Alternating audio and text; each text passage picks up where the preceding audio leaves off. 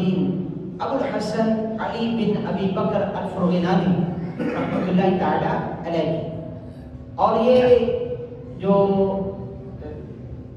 اسلامی بھائی ہوتے ہیں، جو بچے کہہ لیں، بچے جب درس نظامی کرتے ہیں تو یہ ان کو چوتھے سال میں پڑھائی جاتی ہے.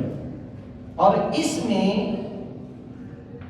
صاحب ہدایہ آپ نے اسی مسئلے کو ذکر کرتے ہوئے فرمایا وَيُكْرَهُ لِلنِّسَاءِ أَن يُصَلِّينَ وَحْدَهُنَّ الْجَمَاعَةَ. عورتیں تنہا تنہا ہوں تو ان کو جماعت کے ساتھ نماز پڑھنا مکروہ تحریمی ہے، لِأَنَّهَا لَا تَخْلُو عَنِ ارْتِكَابِ مُحَرَّمٍ وَهُوَ قِيَامُ الْإِمَامِ وسط الصف.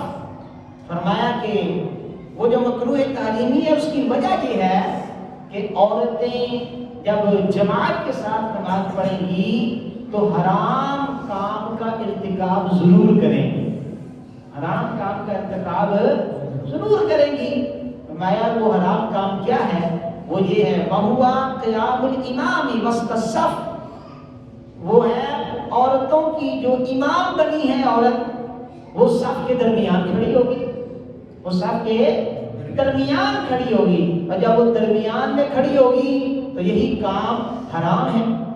اب سوال پیدا ہوگا کہ ہمارا امام بھی تو درمیان میں کھڑا ہوتا ہے، یہ کام کون سا حرام ہے؟ اگر حرام ہوتا تو ہمارا امام بھی صف کے درمیان ہے نہ کھڑا ہوتا. اب اس کے دو معنی ہیں درمیان میں کھڑے ہونے کے.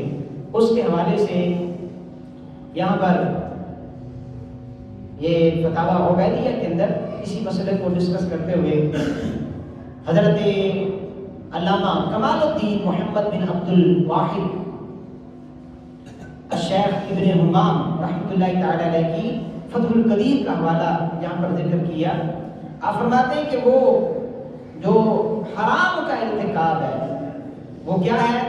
وہ یہ ہے کہ اما ان تتقدم علی القوم او تقف وسطهن، کہ عورت جب درمیان میں کھڑی ہوگی یا تو وہ آگے کھڑی ہوگی، جس طرح مرد امام آگے کھڑا ہوتا ہے، اکیلا وہ آگے کھڑا ہوتا ہے، باقی سارے مرد پیچھے سب بنا کے کھڑے ہوتے ہیں. یا تو فرمایا وہ عورت امام اس طرح اکیلے، مرد امام کی طرح آگے کھڑی ہوگی، یا او تقف وسطهن، یا وہ پہلی صف میں ہی عورتوں کے درمیان کھڑی ہوگی.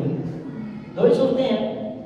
تو فرمایا کہ وَفِي الْأَوَّلِ زِيَادَةُ الْكَشْفِ، اگر عورت مرد امام کی طرح عورتوں کے آگے آ کر کے کھڑی ہوتی ہے تو اس میں اس کی بے پردگی کا زیادہ اندیشہ ہے، اس کی بے پردگی کا زیادہ اندیشہ ہے. جب وہ سجدے میں جائے گی، جب رکوع میں جائے گی، تو چونکہ عورت جو ہے وہ حالت نماز کے اندر پھر اللہ تعالیٰ کی طرف متوجہ ہے.